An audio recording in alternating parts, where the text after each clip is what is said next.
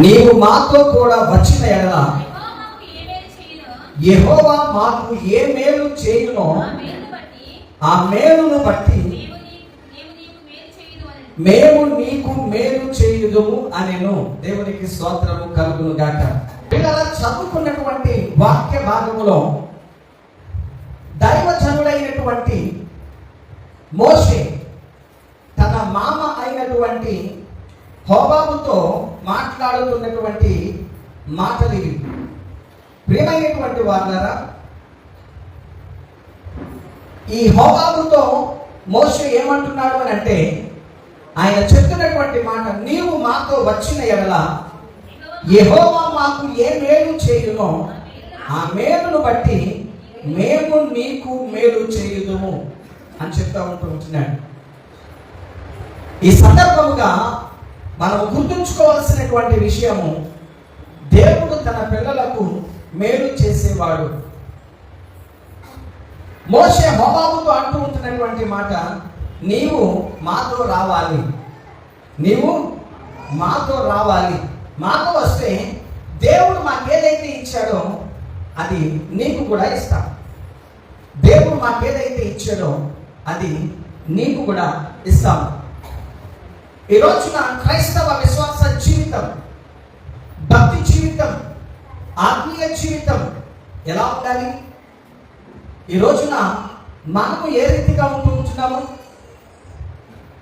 మోషే అంటూ ఉన్నాడు, నువ్వు మాతో ఉండాలి, దేవుని సంఘముతో ఉండాలి, దేవుని ప్రజలతో ఉండాలి,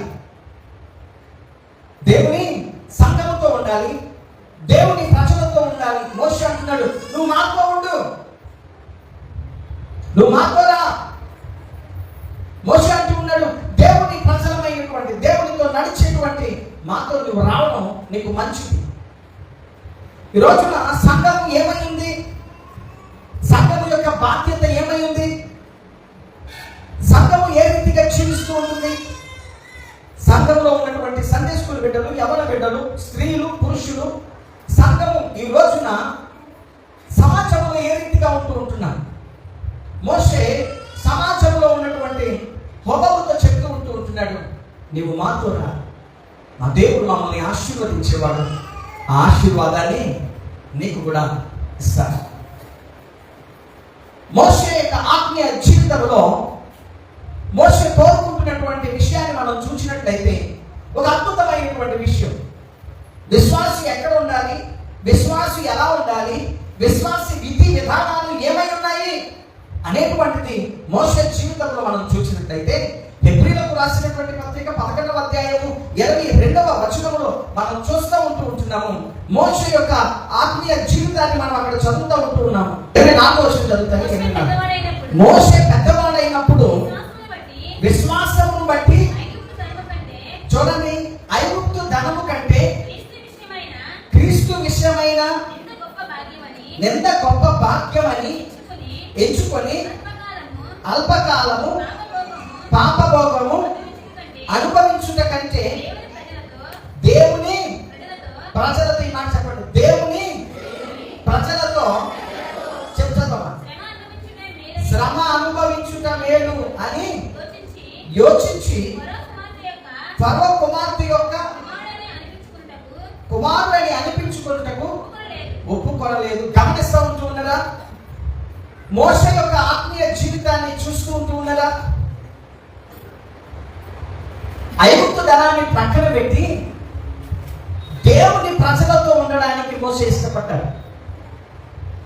క్రైస్తవ విశ్వాస జీవితం ఏది, ఎలా ఉండాలి, విశ్వాసి ఏ రీతిగా ఉండాలి, క్రైస్తవ కుటుంబాలు ఏ రీతిగా ఉండాలి అని అంటే, ఐగుప్తు ధనంతో ఉండకూడదు, ఇహలోక భోగ భాగ్యాలతో కాదు మనం ఉండాల్సింది. మనం ఉండాల్సింది దేవుని, ఎక్కడున్నాడు మోషే? దేవుని ప్రజలతో. ఎక్కడ? దేవుని ప్రజలతో. శ్రమ అనుభవించినా పర్లేదు కానీ ఎక్కడున్నాడు? దేవుని ప్రజలతో ఉన్నాడు. ఈ రోజున సంఘము యొక్క సహవాసము, సంఘములో ఉన్నటువంటి నీ స్నేహము, సంఘములో ఉన్నటువంటి నీ పరితాపము, నీ ప్రయాస దేని మీద ఉంటుంది? దేవుని ప్రజలతో ఉండాలని ఉంటుందా? దేవుని కొరకు శ్రమ నింద అనుభవించడానికి ఇష్టపడుతూ ఉంటున్నామా? మన విశ్వాస జీవితంలో మనం ఎక్కడ ఉంటున్నాము? ఎవరితో ఉంటున్నాము? మన స్నేహము, మన ఆశలు, మన అభిలాషలు. అరే, మోషేకు పుట్టుకతో వచ్చింది, కలిసి వచ్చింది. ఐగుప్తు రాజ్యానికి రాజయ్యేటువంటి అవకాశం వచ్చింది. రాజభవనంలో, రాజకోటలో వారసుడిగా ఎదిగే అవకాశం వచ్చింది. కానీ మోషే ఎంపిక చూస్తూ ఉంటున్నారా? ఐగుప్తు రాజ్యానికి వారసుడిని అనిపించుకుంటే కంటే, ఐగుప్తులో ఉన్న ధనము కంటే నేను దేవుని ప్రజలతో ఉండాలి, దేవుని సంఘముతో ఉండాలి, సంఘ సహవాసములో ఉండాలి, సంఘస్థులతో ఉండాలి, మందిరానికి వెళ్ళే వాళ్ళతో ఉండాలి, దేవునితో నడిచే వాళ్ళతో ఉంటుండాలి. ఈ రోజున మనం అలా నడుస్తున్నామా సంఘమా? మన నడవడిక దేవుని సంఘముతో ఉంటుందా, లోకముతో ఉంటుందా? సంఘాన్ని చీల్చే వాళ్ళతో ఉంటున్నామా? సంఘానికి దూరంగా నిన్ను నెట్టివేసి లాగివేసే వాళ్ళతో ఉంటున్నామా? సంఘానికి దూరపరిచేటువంటి స్నేహాల, సంఘానికి వెలుపలకు నాకుని వెళ్ళిపోయేటువంటి స్నేహాల, డబ్బును చూపించేటువంటి స్నేహాల, ఆకర్షణలతో నేను ఆకర్షించేటువంటి స్థలాలకు వెళ్తూ ఉంటున్నామా? మోషే అంటూ ఉన్నాడు, నేను దేవుని ప్రజలతో ఉంటాను. చెప్పండి, మోషే నిర్ణయం ఏంటి?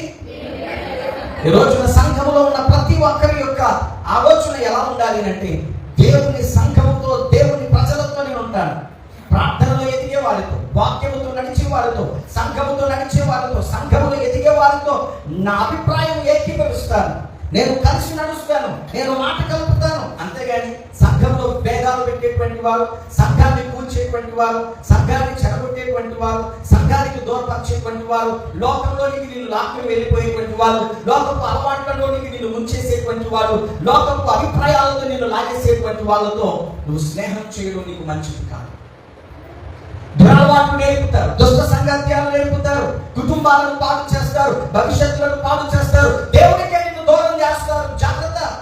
దేవుని లేనటువంటి జీవితం, దేవుడు లేనటువంటి జీవితం. గత వారంలో మనం ధ్యానం చేసిన రీతిగా వెండి బంగారాలను నువ్వు సంపాదించుకొని దేవుడు లేకపోతే ఏమి ప్రయోజనము, ఏమి ఉపయోగము? సంఘం ఒక ప్రత్యేకమైనటువంటిది. సంఘానికి దేవుడు ఒక ప్రత్యేకమైన స్థానాన్ని ఇచ్చాడు. సంఘము లోకముతో ఉండాల్సినటువంటిది కాదు, సంఘము దేవుని ప్రజలతో ఉండాల్సినటువంటిది. అందుకని మోషే అంటూ ఉన్నాడు, దేవుని ప్రజలతో శ్రమ అనుభవించడానికి, క్రీస్తు కొరకు నిందలు అనుభవించడానికి సైతము ఐగుప్తు ధనాన్ని విడిచిపెట్టేశాడు మోషే. ఈ ధనాలను విడవగలుగుతున్నవా? నీ స్నేహాలు ఈ దినాలను విడవగలుగుతుంటున్నావా? లోకపు ఆశలు ఈ దినాలను విడవగలుగుతున్నవా? లోకపు అలవాట్లు. సంఘం ఎలా ఉండాలి అంటే దేవుని ప్రజలతో జోడి కట్టాలి. మోషే అందుకనే అంటున్నాడు, నువ్వు మాతో ఉండాలి. బాబు, నువ్వు మాతో వస్తే దేవుడు మాకు ఇచ్చే ఆశీర్వాదాల్లో నీకు పాల్పొంపులు ఉంటాయి. దేవుడు మమ్మల్ని దీవిస్తూ ఉన్నాడు, దేవుడు మమ్మల్ని ఆశీర్వదిస్తూ ఉంటున్నాడు. మా ఆశీర్వాదాన్ని నువ్వు కూడా పొందుకుంది. కానీ కాబట్టి నువ్వు మాతో రావాలి, నువ్వు మాతో రావాలి. ఈ రోజున సంఘము ఏ రీతిగా ఉంటున్నాడు? ఇశ్రాయేలీలు అరణ్య ప్రదేశంలో ఉన్నారు, అరణ్య మార్గంలో ఉన్నారు. ఇశ్రాయేల్ ఎక్కడున్నారు? ఇశ్రాయేలీలు సేనాయి నుండి వాగ్దాన దేశానికి వెళ్తూ ఉంటున్నారు. ఈ అరణ్య మార్గంలో వారు ఉంటున్నారు. అరణ్యము అనగా లోకము, అరణ్యము అనగా శ్రమలు, అరణ్యము అనగా కరువు, అరణ్యము అనగా నిందలు, అరణ్యము అనగా బాధలు, అరణ్యము అనగా బలహీనతలు, అరణ్యము అనగా సమస్యలు, అరణ్యము అనగా చిక్కులు, చికాకులు. ఈ జీవితాలన్నీ అరణ్యానికి సాదృశ్యంగా ఉంటుంది. ఈ రోజున మానవ జీవితం అరణ్య ప్రదేశంలో వెళ్తున్నట్టుగా ఉంటుంది. అరణ్యంలో ఉన్నటువంటి శ్రమలకు సాదృశ్యంగా ఉంటుంది. ఈ రోజున లోకం ఎక్కడ ఉంది అంటే క్షామకరమైనటువంటి పరిస్థితుల మధ్య లోకం లేదు. లోకంలో మనుషులు క్షామకరమైన పరిస్థితుల మధ్య లేరు, సుఖంలో లేరు, శాంతి సమాధానంలో లేరు. మనుషులు ఎక్కడ ఉన్నారు అంటే సమస్యలలో ఉన్నారు, బాధలలో ఉన్నారు, బలహీనతల్లో ఉన్నారు, కష్టంలో ఉన్నారు. ఈ రోజున ఏ ఇంటిని చూడండి, ఈ రోజున ఏ వ్యక్తిని చూడండి, ఈ రోజున ఏ కుటుంబాన్ని చూడండి, ఏవేవో సమస్యలతో కొట్టిపెట్లాడుతూ ఉన్నారు. నెమ్మది లేని పరిస్థితి. భార్యలో నెమ్మది లేదు, భర్తలో నెమ్మది లేదు, పిల్లలలో నెమ్మది లేదు, కుటుంబంలో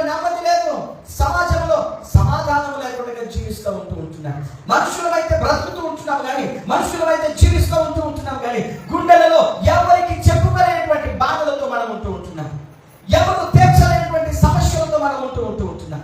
ఈ రోజున సమాజం ఈ రీతిగా ఎలా ఉంటుంది? అరణ్య ప్రదేశంలో వెళుతూ ఉంటున్నారు. అరణ్య ప్రదేశంలో వెళుతున్నటువంటి ఆ అరణ్యంలో మోషే హోబాబుతో చెప్తూ ఉంటున్నాడు, ఈ అరణ్యంలో నుంచి నీవు నాతో వస్తే, నీవు మాతో వస్తే దేవుడు మాకు ఇచ్చేటువంటి ఆశీర్వాదంలో నుంచి నీకు కూడా మేము భాగం ఇస్తాము. ఆ ఆశీర్వాదంలో నుంచి నీకు కూడా మేము ఆ మేలును నీకు పంచుతాం. ఈ రోజున నీ చుట్టుప్రక్కల వారు, నీ స్నేహితులు, నీ కుటుంబీకులు, నీ బంధువులు, నీ వీధిలో ఉన్నవారు, వాళ్ళు ఉన్నటువంటి అరణ్య పరిస్థితి నీకు తెలుసు. వాళ్ళకున్న బాధలు నీకు తెలుసు. వారికి ఉన్న బలహీనతలు నీకు తెలుసు. వారికి ఉన్న కష్టాలు నీకు తెలుసు. వారు ఆత్మీయ స్థితిలో ఎలా ఉన్నారో నీకు తెలుసు. వారు మందిరానికి ఎంత దూరంలో ఉన్నారో నీకు తెలుసు. అది నీ భర్తే కావచ్చు, నీ పిల్లలే కావచ్చు, నీ కుటుంబమే కావచ్చు. అరణ్యంలో ఉన్నటువంటి కుటుంబంలో, అరణ్యంలో ఉన్నటువంటి ఆ జీవితాల్లో నువ్వు చెప్తూ ఉంటున్నావా, నువ్వు నాతో వస్తావా, నాతో పాటు వస్తావా? నాతో పాటు నువ్వు వస్తే నా దేవుడు నిన్ను ఆశీర్వదిస్తాడు, నా దేవుడు నన్ను దీవిస్తాడు, నాతో పాటు నిన్ను కూడా దీవిస్తాడు. మోషే ఏమంటున్నాడు? నువ్వు నాతో రావాలి. I want you to be with us. నువ్వు మాతో ఉండాలని కోరుకుంటూ ఉంటున్నాను. ఫ్రెండ్స్, ఎప్పుడైనా మీ స్నేహితుల గురించి ఈ మాట అనుకున్నారా? మీ బంధువుల గురించి ఈ మాట అనుకున్నారా? మీ వీధి వారి గురించి ఈ మాట అనుకున్నారా? నీ భర్త గురించి, నీ భార్య గురించి, నీ కుటుంబం గురించి మాట్లాడుకున్నావా? నా భర్త నాతో పాటుగా దేవుని మందిరంలోనికి నడవాలి, నా భార్య నాతో పాటుగా దేవుని మందిరంలోనికి నడవాలి, నా పిల్లలు నాతో పాటుగా దేవుని మందిరంలోనికి నడవాలి, నా స్నేహితులు నాతో పాటుగా దేవుని మందిరానికి రావాలి. అది కనుక వాళ్ళు పరమ సమస్యలో ఉన్నారు, ఇది కనుక వాళ్ళు పరమ కష్టంలో ఉన్నారు, వారిని దేవుని మందిరానికి నాతో పాటుగా తీసుకొని వెళ్తారు, నాతో పాటుగా నడిపిస్తారు. దేవుని మందిరంలో దేవుడు మేలు చేస్తాడు. ఆ మేలును వారు కూడా అనుభవించేటట్లుగా నేను వారిని నడిపిస్తానని ఇక్కడ ఉన్నటువంటి మీలో ఈ మాటలు వింటున్నటువంటి వారు ఎంతమంది మీ ఇరుగు పొరుగున వారు నశించిపోతూ ఉంటే, బాధపడుతూ ఉంటే, బలహీనతలో ఉంటే, సమస్యలో నలిగిపోతూ ఉంటుంటే నాతో పాటుగా నీవు కూడా రావాలని కోరుకుంటూ ఉంటున్నాను, నాతో పాటుగా నీవు కూడా దేవునికి సన్నిధికి రావాలని కోరుకుంటున్నానని ఎంతమంది మీరు మీ ఇరుగు పొరుగు వారిని పిలుస్తూ ఉంటున్నారు?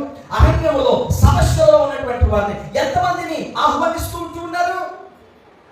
దేవునిలో ఉండే మాధుర్యాన్ని అనుభవించినటువంటి మోషే దేవుడు కావాలని కోరుకొని దేవుని ప్రజలతో ఉండడానికి అరణ్యంలో ఉన్నటువంటి వ్యక్తిని ఆహ్వానిస్తూ ఉంటున్నాడు. నీ భర్త ఒక అరణ్యంలో ఉన్నాడేమో, నీ పిల్లలు ఒక అరణ్య ప్రాంతంలో ఉంటున్నారేమో, నీ భార్య ఒక అరణ్యంలో ఉందేమో. దేవుని సన్నిధికి నడిపించగలవా? నీతో పాటు ఆయన సన్నిధికి నడిపించగలవా?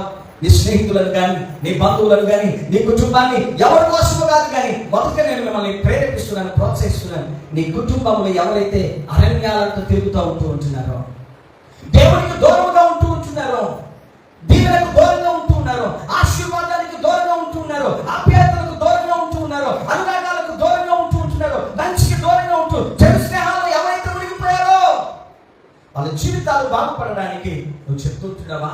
నువ్వు నాతో రా, నువ్వు నాతో ఉండాలని కోరుకుంటున్నాను. మోషే హోబాబుతో చెప్తూ ఉంటున్నాడు, నువ్వు నాతో రావాలని కోరుకుంటూ ఉంటున్నాను. రా, దేవుడు మమ్మల్ని ఆశీర్వదిస్తున్నాడు.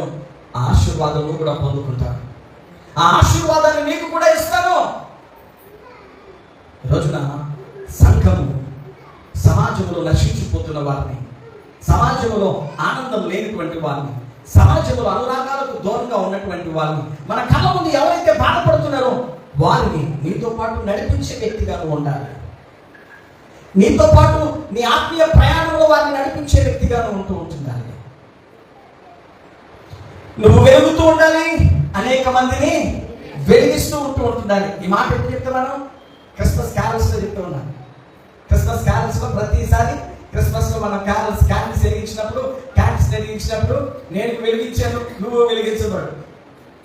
ఆ క్యాండిల్ వెలిగిస్తూ చెప్తా ఉంటుంటా, నేను వెలిగించబడ్డాను, నువ్వు వెలిగించబడు, నేను నిన్ను వెలిగించాను, నువ్వు అనేక మందిని వెలిగించు అని ఆ రోజు మాత్రమే చెప్తాను. ఆ తర్వాత మన క్యాండిల్ ఆరిపోతే మనం ఆరిపోతూ ఉంటాం. నీ వల్ల ప్రయోజనం ఏంటి?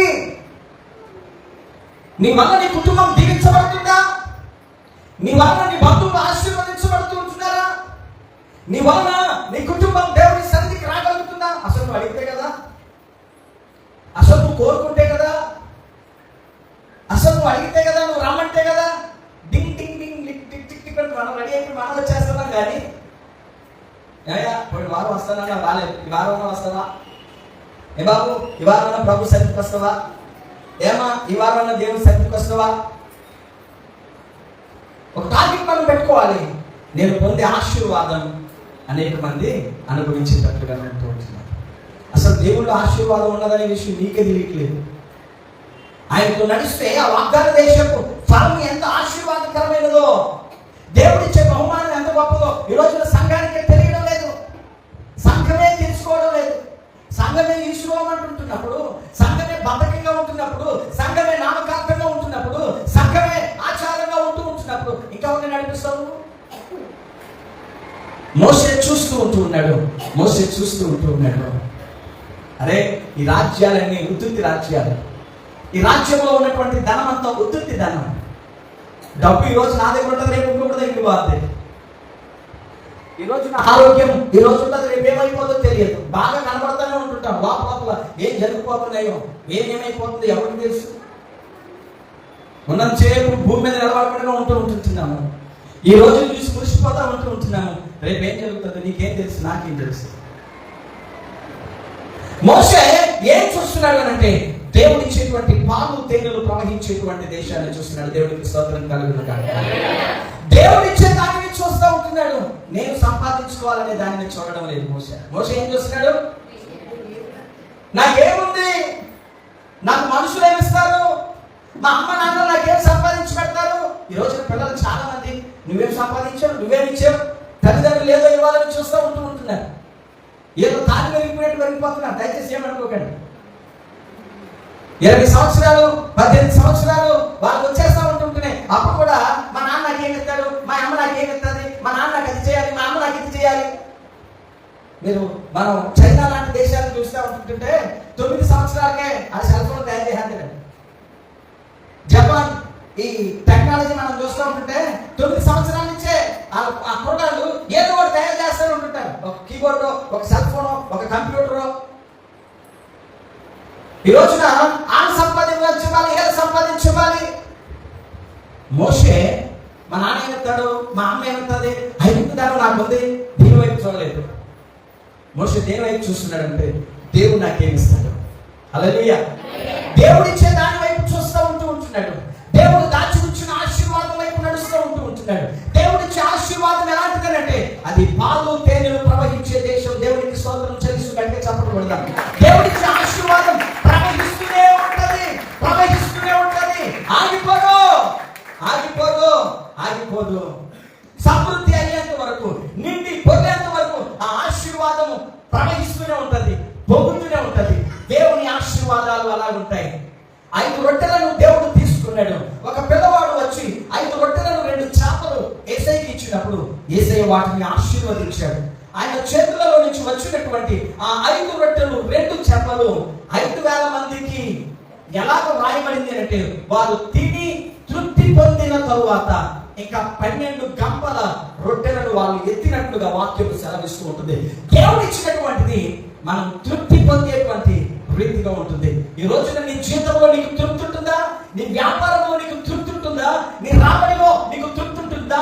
ఇంట్లో 4-5 కష్టపడుతూ ఉంటున్నారు.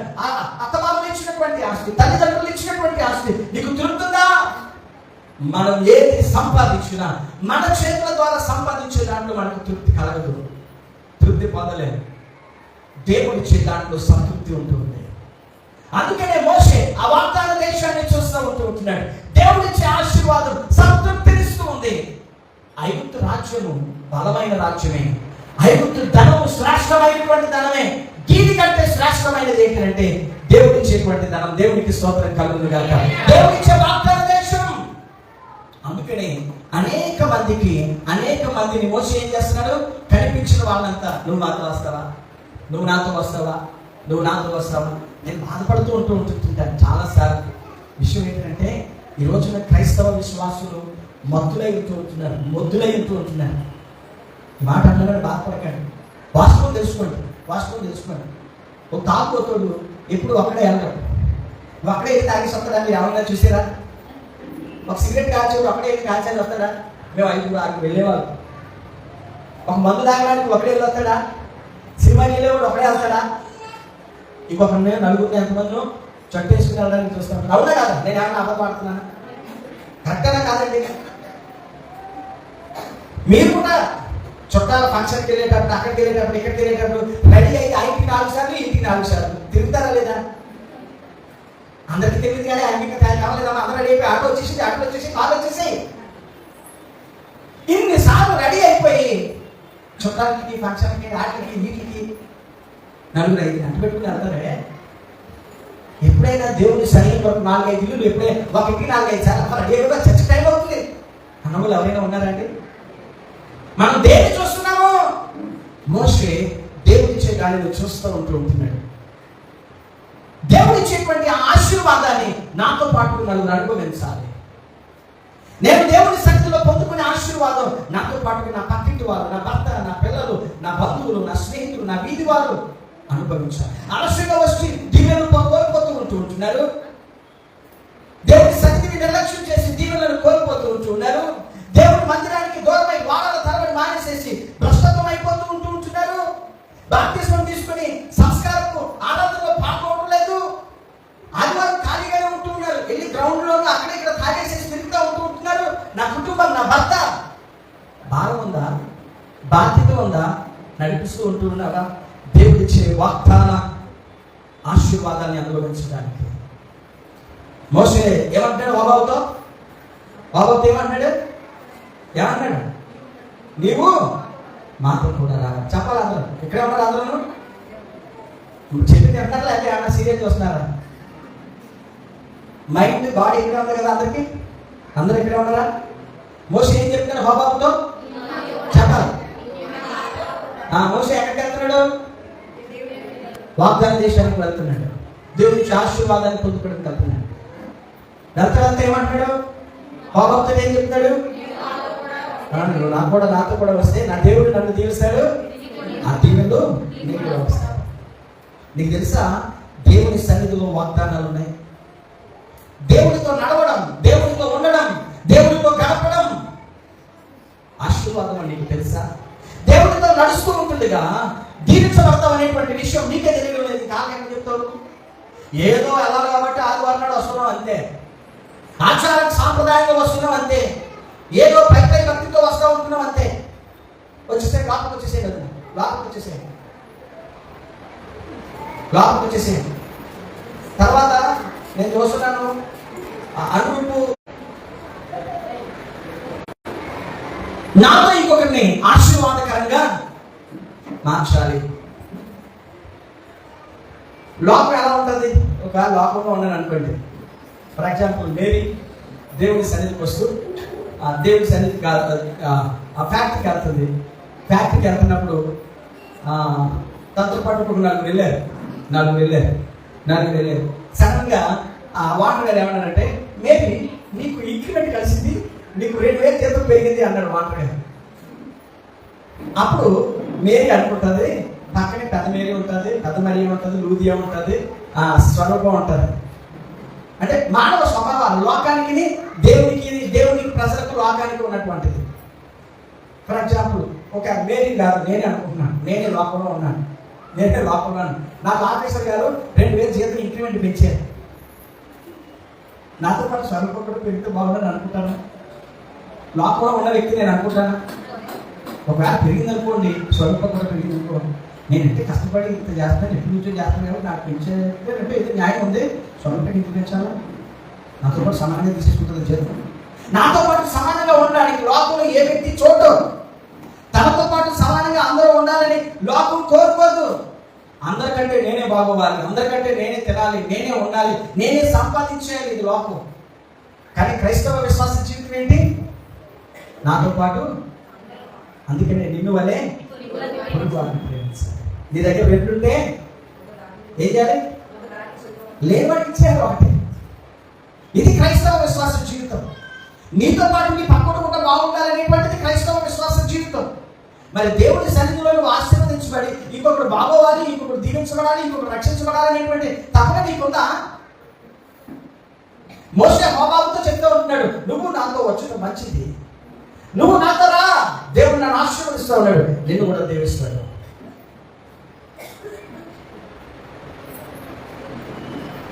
యెహోషువ దేవునితో నడుస్తూ ఉంటున్నాడు, దేవుని సేవిస్తూ ఉంటున్నాడు, దేవుని సేవిస్తూ ఉంటున్నాడు, దేవుని ఆరాధిస్తూ ఉంటున్నాడు, దేవుని సేవకునితో నడుస్తూ ఉంటున్నాడు, దేవుని సంఘముతో నడుస్తూ ఉంటున్నాడు, దేవుని ప్రజలతో నడుస్తూ ఉంటున్నాడు, దేవుని సేవకునితో నడుస్తూ ఉంటుండగా, సంఘములో నడుస్తూ ఉంటుండగా, దేవుని సన్నిధిలో పరిచర్య చేస్తూ ఉంటుండగా, గుడారము దగ్గర కనిపెట్టుకుని ఉంటుండగా, దైవజనుడిని వెంబడిస్తూ ఉంటుండగా దేవుడు యెహోషువను ఆశీర్వదించాడు. మోషేతో నడుస్తూ ఉన్నప్పుడు, మోషేను వెంబడిస్తూ ఉంటున్నప్పుడు, మోషే అభిషేకంలో నుంచి దేవుడు యెహోషువను దీవించాడు, ఆశీర్వదించాడు, తన పిల్లలను దీవించాడు. సంగమా, మరొకసారి నేను మీకు తెలియజేస్తూ ఉంటున్నాను, దేవుని సన్నిధిలో గడపడం, దేవుని సేవకుని వెంబడించడం, దేవుని సేవకుని అనుసరించడం, దేవుని సన్నిధిలో పరిచర్య చేయడం, దేవుని మందిరంలో కనిపెట్టుకుని ఉండడం నీకు, నీ కుటుంబానికి ఆశీర్వాదకరం, నీ కుటుంబానికి దీవెనకరం, నీ కుటుంబానికి మేలుకరం, నీకు క్షేమకరం. దేవుని సన్నిధిలోనే సంపూర్ణ సంతోషం ఉంది, దేవుని సన్నిధిలోనే సమాధానం ఉంది, దేవుని సన్నిధిలో దేవుడు నిన్ను ఆశీర్వదిస్తాడు. నీ కష్టార్జితానికి దేవుని కృప తోడుగా ఉంటుంటుంది.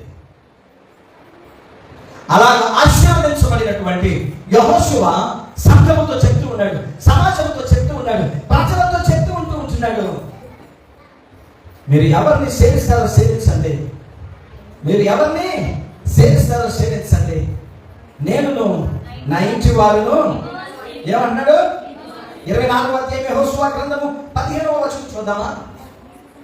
ఏమంటాడు యెహోషువ? నేను నా ఇంటి వారును యెహోవాను సేవిస్తాం. మీరు ఎవరిని సేవించాలనుకుంటూ ఉంటున్నారు? యెహోవాను మేము సేవిస్తూ ఉంటున్నాం. ఎందుకంటే నా దేవుడు నా స్థితిని, నా గతిని, నా పరిస్థితిని మార్చేవాడు. నేను మోషేను వెంబడిస్తూ ఉంటుండగా, నేను మోషేను అనుసరిస్తూ ఉంటుండగా, దైవజనుడితో నడుస్తూ ఉంటుండగా, దైవజనుడిని వెంబడిస్తూ ఉంటుండగా, దైవజనుడిని పోలి నడుచుకుంటూ ఉంటుండగా, దైవజనుడితో స్నేహం సహవాసం చేస్తూ ఉంటుండగా, మందిరాన్ని కనిపెట్టుకుని ఉంటుండగా, గుడారము దగ్గర కనిపెట్టుకుని ఉంటుండగా దేవుడు నన్ను ఆశీర్వదించాడు, దేవుడు నన్ను దీవించాడు, నా కుటుంబాన్ని ఆశీర్వదించాడు. మీ కుటుంబాలను కూడా దేవుడు అలా ఆశీర్వదించాలని కోరుకుంటూ ఉంటున్నాను. నేను నా ఇంటి వారు యెహోవాను సేవించినట్లుగా మీరు కూడా యెహోవాను సేవించుట మంచిదని నేను అనుకుంటూ ఉంటున్నాను, మంచిదని నేను కోరుకుంటూ ఉంటున్నాను, నేను తలస్తూ ఉంటున్నాను.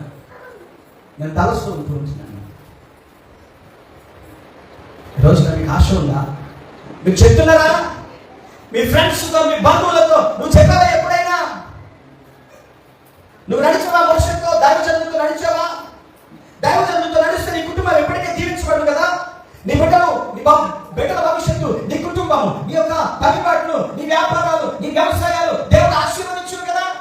నామకార్థమైన భక్తితో పోతా ఉంటున్నావేమో, ఏదో నడుస్తున్నానే, ఏదో వెళ్తున్నానే, అందరితో పాటు నేను వెళ్తానే, అందరితో పాటు నేను ఉంటాను అంటే అందరిలోనే ఉంటాం, అందరిలాగానే ఉంటాం. నువ్వు ఒక ప్రత్యేకంగా ఉండాలి అంటే మోషేతో ప్రత్యేకంగా నడిచిన యెహోషువ వలె నువ్వు నడవాలి. మోషేను వెంబడించినటువంటి కుటుంబం కావాలి, దైవజనుని వెంబడించిన కుటుంబం కావాలి. అదే దైవజనుని మీద మిరియామును ఎవరు అహరోను ఏం చేశారు? ఇంట్లో వాళ్ళే ఏం చేశారు? దైవజనుని వెంబడించలేదు, దైవజనునికి లోపడలేదు, దైవజనుని మీద రాళ్ళను మొదలు పెట్టారు, దైవజనుని మీద సరళ మొదలు పెట్టారు, దైవజనుని మీద వ్యతిరేకంగా మాట్లాడడం జరిగింది. ఈరోజు గమనించాలి, దైవజనుని వెంబడించడం, దైవజనుని అనుసరించడం, దేవుని సేవలో సహకరించడం సంఘానికి మంచిది. వాళ్ళందరినీ విడిచిపెట్టి యెహోషువను ఎందుకు ఆశీర్వదించాడు తెలుసా? దైవజనునికి లోబడ్డాడు యెహోషువ, దైవజనుని వెంబడించాడు. మోషే గుడారంలోనికి వెళ్ళి ప్రార్థన చేసుకుంటూ ఉంటుంటే, దేవుని సన్నిధిలో గడుపుతూ ఉంటుంటే, దేవుని సన్నిధిలో మొరపెడుతూ ఉంటుంటే గుడారం దగ్గర కనిపెట్టుకుని ఉండేవాడు. దైవజనుడు ఎక్కడ ఉంటే యెహోషువ అక్కడ ఉండేవాడు. ఈరోజు దైవజనుడు ఎక్కడ ఉంటే నువ్వు ఎక్కడ ఉంటున్నావు? దైవజనుడు ఎక్కడ ఉండమంటే నువ్వు ఎక్కడ ఉంటున్నావు? అమ్మా ఆదివారం వచ్చి మందిరంలో ప్రార్థన చేసుకుంటామా అని దైవజనుడు చెప్తా ఉంటుంటే దైవజనుడి మాట లెక్కలేదు, దైవజనుడి మాట మర్చిపోతూ ఉంటారు, దైవజనుడి మాట కనీసం చెప్పుకుంటున్నట్టు కూడా ఉండదు. మరి యెహోషువ దేవుడు ఎందుకు ఆశీర్వదించాలి? నేను ఎందుకు దీవించట్లేదు దేవుడు? నీ ఇంట్లో ఇంకా ఎందుకు సమస్యలు వెంటాడుతూ ఉంటూ ఉంటున్నాయి? ఎందుకు వ్యాధులు నిన్ను బాధిస్తూ ఉంటున్నాయి? యెహోషువ లాగా వెంబడించడం లేదు. యెహోషువ చెప్తా ఉంటున్నాడు, మోషేతో నేను నడిచాను, మోషేను నేను వెంబడించాను, మోషేను అనుసరించాను, దేవుడి మందిరం దగ్గర కనిపెట్టుకుని ఉన్నాను. దేవుడు నా కుటుంబాన్ని దీవించాడు, నన్ను దీవించాడు, నా పిల్లలను దీవించాడు. కాబట్టి మేము యెహోవానే సేవిస్తాము, యెహోవాను సేవిస్తామేమో. మేము ఆయనతోనే నడుస్తాం, ఆయనతోనే నడుస్తాం. దైవజనులతో నడవడం మీకు ఆశీర్వాదకరం. దైవజనుల మీద నిందలు కానీ, దైవజనుల మీద డైలాగులు కానీ, దైవజనుల మీద సూటి కొట్టి మాటలు కానీ సంఘానికి ఎవరికి మంచిది కాదు. మీరు ఎవరైనా కావచ్చు, దైవజనుని వెంబడించాలి. ఇప్పుడు దైవజనుని ఆశీర్వాదంలో నువ్వు పాల్గొంటూ ఉంటావు. దైవజనుని ద్వారానే దీవెన నీ మీదకి వస్తూ ఉంటుంది. దైవజనుని ద్వారానే దేవుడు నిన్ను ఆశీర్వదిస్తాడు. దైవజనుల మీద తిరగబడి, దైవజనుల మీద చదువుకుని, దైవజనులు లేకుండా, దేవుని మందిరం లేకుండా ఏం పాల్పడు. ఇప్పుడు ఇశ్రాయేలీయులకు మన్నా కావాల్సి వచ్చిందా లేదా? ఆకలేసిందా? సంఘానికి చెప్తున్నాడు సుమా, సంఘం అవతల ఉన్న వాళ్ళకి మనకి సంబంధం లేదు.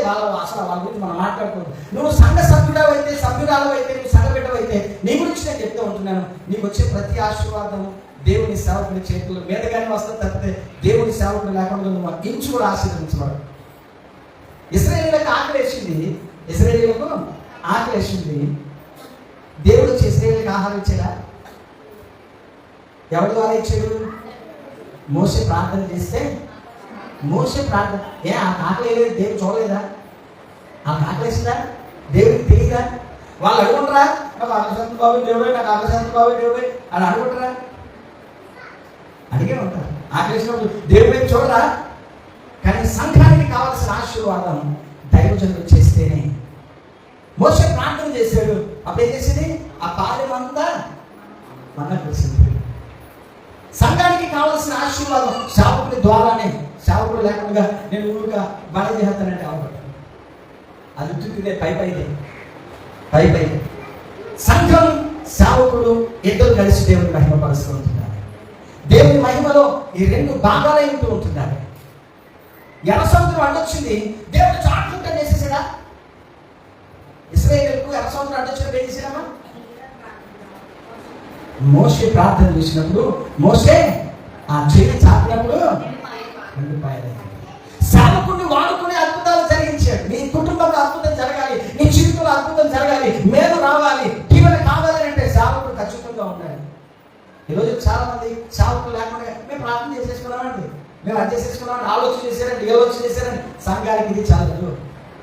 నీ సేవకుడు ఖచ్చితంగా నీ కార్యక్రమాల్లో ఉండాల్సింది. నీ సేవకుడే ఉండాలి, మీ సేవకుడు మాత్రమే ఉండాలి, మీ సేవకుడు మాత్రమే ఉండాలి. వాళ్ళు వచ్చారు అనడానికి లేదు. నీ సేవకుడే నీ ఆశీర్వాదాలను రిలీజ్ చేసేవాడు, నీ దీవెనను రిలీజ్ చేసేవాడు. నీ సేవకుడితో నేను కమ్యూనికేట్ అయితూ ఉంటున్నాను. యెహోషువ మోషేతో కమ్యూనికేట్ అయి ఉన్నాడు. అందుకనే ఆ తర్వాత ఇశ్రాయేలీయులను పరిపాలించడానికి, నడిపించడానికి యెహోషువను దేవుడు ఎన్నుకున్నాడు. తనను, తన కుటుంబాన్ని దేవుడు దీవించాడు. ఈ రోజున దేవుడితో నడుస్తూ ఉంటుండగా దీవించబడతామా? చెప్పండి. దేవుడితో నడుస్తూ ఉంటుండగా దీవించబడతాం. దేవుడితో నడుస్తూ ఉంటుండగా దీవించబడతాం. దేవుడితో నడిచే వాళ్ళతో నడిస్తే దీవించబడతాం. చెప్పండి, విషయం చెప్పండి. దేవుడితో నడుస్తూ ఉంటుండగా దీవించబడతాం. దేవుడితో నడిచే వాళ్ళతో నడిస్తే ఓకేనా? దేవుడితో నడుస్తూ ఉంటుండగా దీవించబడతాము. రెండు, అబ్రహాము దేవుడితో నడిచాడా లేదా? నడిచినందుకు దేవుడు అబ్రహాము దీవించాడా లేదా? మరి నీకు తెలుసు మనకి, మరి మనం దీవించబడడం లేదు అని అంటే మనం నడవడం లేదు. దేవుడు ఒకటి చెప్తా ఉంటుంటే మనం ఒకటి చెప్తా ఉంటాం, సంఘంలో ఒకటి చెప్తా ఉంటుంటే మనం ఒకటి చేస్తూ ఉంటాం. రండి ప్రార్థన చేయండి, అక్కడ ఆగి చెప్పుకుంటాను, పని ఉంది, నా ఖాళీ ఉంది. ఒక్క మొక్క కనిపిస్తుంది ఇక్కడ ప్రార్థన చేయడానికి వారిలో. మిగతా మందిరాలన్నీ చక్కగా ఇక్కడి నుంచి ఏం పేరు చట్టంగా, ఆ ఊరి పేరు ఏం పేరు? చట్టం గారు, నయోమి గారు ఆ చివరి నుంచి పరిగెత్తుకుంటూ పోతూ ఉంటుంటది. ఇక్కడి నుంచి శాతం పరిగెత్తుకుంటూ పోతూ ఉంటుంటుంది. లక్ష్మణ్ వాళ్ళు ప్రార్థన చేసుకుంటూ ఉంటుంటారు. మరి మన సంఘం అక్కడ ఎప్పుడు ప్రార్థన చేస్తుంటే బుధవారం పిల్లల గురించి చేస్తారంటారు, లక్ష్మణ్ ఇంకొక గురించి చేస్తారు, ఇంకొక గురించి ప్రార్థన జరుగుతూ ఉంటుంటాయి. సంఘాలు దీవించబడాలి అంటే ప్రార్థన జరగాలి. నీ ప్రార్థన అవసరం. నీ ఇంట్లో ప్రార్థన నీకు, నీ పక్క వారికి క్షేమకరంగా ఉంటుంది. మరి ఎందుకు కనిపించదు ఇక్కడ? ఈ సంఘంలో దేవుడితో నడిస్తే ఆశీర్వాదం అనే విషయం లేదు. నేను లోకంతో నడుస్తాను, లోకంతో నేను సంపాదిస్తాను, జ్ఞానం కంటే వెండి బంగారమే నేను సంపాదించుకుంటాను, లోకంలో పాకడ నాకు బాగున్నాయి, ఆకర్షణలు బాగున్నాయి, రంగులు బాగున్నాయి, లోకంలో నాకు ఎలా ఎంజాయ్ చేస్తున్నాను. దేవుడి సన్నిధిలో ఎంజాయ్ చేసే బిడ్డలు కనిపించు. అబ్రహాము దేవుడితో నడుస్తూ ఉంటుండగా అబ్రహాము దేవుడు ఆశీర్వదించాడు లేదా? ఎలా ఆశీర్వదించాడు? ఆకాశ నక్షత్రాల కంటే, సముద్ర ఇసుక రేణువుల కంటే విస్తారమైన జనాంగముగా. 11వ అధ్యాయం 2వ వచనం చదువుతా. ఆదికాండలో వెండి బంగారములు బహు ధనవంతుడుగా అబ్రహాము దీవించబడ్డాడు. దేవుడు అన్ని విధాలుగా అబ్రహాము దీవించాడు. ఎందుకంటే అబ్రహాము దేవునితో నడుస్తూ ఉంటున్నాడు. ఓకే, అలా నడిచినప్పుడు అబ్రహాముతో ఎవరు నడిచారు? ఎస్, అబ్రహాముతో లోతు నడిచాడు. లోతు ఎవరితో నడిచాడు? దేవునితో నడిచి అబ్రహాముతో నడిచాడు. అంతేనా? Did you got it? లోతు ఎవరితో నడిచాడు? దేవునితో నడిచి అబ్రహాముతో నడిచాడు. ఈ రోజున సంఘం ఎవరితో నడుస్తున్నామో చూడాలి. ఎవరి మాటలు, ఎవరి డైలాగులు, ఎవరి మాటలు మనల్ని ఇన్ఫ్లుయెన్స్ చేస్తున్నాయి, ఎవరి స్నేహాలు మనల్ని ఇన్ఫ్లుయెన్స్ చేస్తున్నాయి, మనం ఎక్కడికి వెళ్ళిపోతున్నాం, ఏమైపోతుంది మన జీవితం చూడాలి. దేవునితో నడిచే సేవకులతో నడవడం నీకు మంచిది. దేవునితో నడిచే బిడ్డలతో స్నేహం నీకు మంచిది. దేవుని సంఘంలో, దేవుని మాటలలో భయభక్తులతో ఎదిగే, ప్రార్థన ఎదిగే వాళ్ళతో నడవడం మంచిది. ప్రార్థనలో ఎదిగే విశ్వాసులు కావాలి, ప్రార్థనలో ఎదిగేటువంటి సహోదరులు కావాలి. అలా నువ్వు ప్రార్థనలో నడుస్తూ ఉంటుండగా నీతో ఇంకొకరు ప్రార్థన సహవాసంలో ఎదిగేటట్లుగా నువ్వు మాదిరికరంగా ఉండాలి, నువ్వు మార్గదర్శకంగా ఉండాలి. ఈ రోజున నువ్వు ప్రార్థనలో ఎదిగేటువంటి స్త్రీగా ఉంటావా? నువ్వు ప్రార్థనలో ఎదిగేటువంటి స్త్రీగా ఉంటావా? నువ్వు ప్రార్థనలో ఎదిగే సహోదరిగా ఉంటావా? నువ్వు ప్రార్థనలో ఎదిగే పురుషుడిగా ఉంటావా? నువ్వు ప్రార్థనలో ఎదుగుతూ ఉంటుండగా ఇంకొకరు ప్రార్థనలో ఎదగాలి, నిన్ను చూసి ఇంకొకరు ప్రార్థనలోకి రావాలి. ప్రార్థనలో ఎదిగేటువంటి కుటుంబంగా నువ్వు ఇంట్లో ప్రార్థన చేసుకుంటున్నప్పుడు నీ భర్త నీతో పాటు వచ్చి పక్కన ప్రార్థన చేసుకోవాలి. నీలో ప్రార్థన లేదు, అతనే ప్రార్థన చేస్తాడు. నువ్వు ప్రార్థన చేసుకుంటుండగా నీ పిల్లలు వచ్చి నీ పక్కన మోకరించి ప్రార్థన చేయాలి. నువ్వే ప్రార్థన చేయనప్పుడు నీ పిల్లలు ఎక్కడ చేస్తారు? నువ్వు సీరియస్ దగ్గర కూర్చుంటాడు, సీరియే సరిపోతే దేవుడి దగ్గర కూర్చుంటాడు. మనం ఎక్కడ కూర్చుంటామో మన పిల్లలు అక్కడ కూర్చుంటారు. మీకు ఒక విషయం చెప్తూ ఉంటున్నాను, చాలాసార్లు చెప్పాను. పిల్లలకు అత్యంత మోడలైజ్ అవ్వడానికి తల్లిదండ్రులే. పిల్లలకు గురువులైన, దైవమైన, ఒక రోల్ మోడల్ అయిన తల్లిదండ్రులే. నువ్వే నీ పిల్లలకు మోడల్గా ఉంటాడు. నువ్వు ఒక ప్రార్థన పరులైన తల్లి అయితే నీ పిల్లలకు ప్రార్థన పరులైనటువంటి పిల్లలుగా ఉంటారు. నువ్వు ప్రార్థన పరులైనటువంటి తండ్రిగా అయితే నీ పిల్లలు ప్రార్థన పరులైనటువంటి పిల్లలుగా ఎదుగుతారు. నీటిలో ఇద్దరు ప్రార్థన చేస్తే నీ పిల్లలు ప్రార్థన ఎదుగుతారు. మీలో ప్రార్థన లేనప్పుడు ఆలలో ప్రార్థన ఎలా వస్తుంది? రేపు పొద్దున భవిష్యత్తు ఎలా దీవించబడతాయి? ఈ రోజు ఎంతమంది ఇళ్లలో భార్యలు ప్రార్థన చేస్తున్నారు, సహోదరులు ప్రార్థన చేస్తున్నారు, సహోదరులు ప్రార్థన చేస్తున్నారు. ఎంతమంది ఇళ్లలో ప్రార్థనలు జరుగుతూ ఉంటున్నాయి, ప్రార్థనలు వినబడుతున్నాయి, ప్రార్థనకు సమయం ఉంటుంది. దేవుడితో నడిచే కుటుంబాలు కరువైపోతున్నాయి, ప్రార్థనలో సన్నగిలిపోతున్న జీవితాలు అయిపోతున్నాయి. ప్రార్థన అంటే బద్ధకమైపోతున్నటువంటి పరిస్థితులు అయిపోతున్నాయి. ప్రార్థన అంటే ధ్యాస లేని పరిస్థితులు అయిపోతూ ఉంటున్నాయి. రీల్స్ దగ్గర కూర్చుని గంటల తరబడి పైనుంచి కిందకి పాడుతూ ఉంటున్నాం. సీరియల్స్ దగ్గర కూర్చుంటున్నాం, ముసలమ్మ ముచ్చట దగ్గర కూర్చుంటున్నాం. దేవుని దగ్గర కూర్చోలేకపోతూ ఉంటున్నాము. దేవుని దగ్గర కూర్చోలేకపోతున్నాం. అబ్రహాము దేవుని దగ్గర కూర్చున్నాడు, దేవునితో నడిచాడు, లోతు తనను వెంబడించాడు. ఈ రోజున నువ్వు దేవుని వెంబడిస్తే నీ పిల్లలు దేవుని వెంబడిస్తారు, నీ భార్య దేవుని వెంబడిస్తారు, నీ భర్త దేవుని వెంబడిస్తారు, నీ కుటుంబం దేవుని వెంబడిస్తారు. అసలు దేవునితో నడిచే నువ్వు కావాలి కదా, నువ్వు దేవునితో నడిచే వ్యక్తివై ఉండాలి కదా. అబ్రహాము దేవునితో నడుస్తున్నప్పుడు లోతు అబ్రహాముతో నడిచి దీవించుకుంటాడు. ఈ రోజున మోషే అడుగుతున్నాడు, బాబు నువ్వు నాతో రావాలి, నువ్వు నాతో వస్తే నువ్వు దీవించుకుంటావు, నా దేవుడు నన్ను దీవిస్తాడు, నిన్ను దీవిస్తాడు. యెహోషువ అంటూ ఉంటున్నాడు, నేను నా ఇంటి వాళ్ళను యెహోవాను సేవిస్తాను. If you want to come be blessed, నీకు ఆశీర్వాదం కావాలి అంటే, if you want blessings you come with me, you just follow me. నీకు ఆశీర్వాదం కావాలి రా, నువ్వు కూడా నాతో పాటు నా కుటుంబంతో పాటుగా దేవుడిని గమనించాలి. You just follow me, let us go forward in the presence of the Lord. దేవుడి సన్నిధిలోకి మనం వెళ్దాం, కలిసి వెళ్దాం, కలిసి ప్రయాణం చేద్దాం. దేవుడు నిన్ను నన్ను దీవిస్తాడు. యెహోషువ అడుగుతున్నాడు, రండి ఆయన సేవిద్దాం. అది మంచిది. నేను నైట్ వాళ్ళు దేవుడిని సేవిస్తాను అంటున్నాను. ఈ రోజున సహోదరి సహోదరుల ఎంతమంది నడిపిస్తున్న ప్రభు సన్నిధికి ఫంక్షన్కి వెళ్ళేటప్పుడు తోడు చూసుకుంటున్నాం, మందు తాగడానికి వెళ్ళి కూడా తోడు చూసుకుంటూ ఉంటున్నాడు, సిగరెట్ తాగి కూడా తోడు చూసుకుంటున్నాడు, సినిమాకి వెళ్ళి కూడా తోడు చూసుకుంటున్నాడు. మందిరానికి వెళ్ళి నువ్వు మాత్రం ఏ తోడు లేకుండా వచ్చేస్తూ ఉంటున్నావు.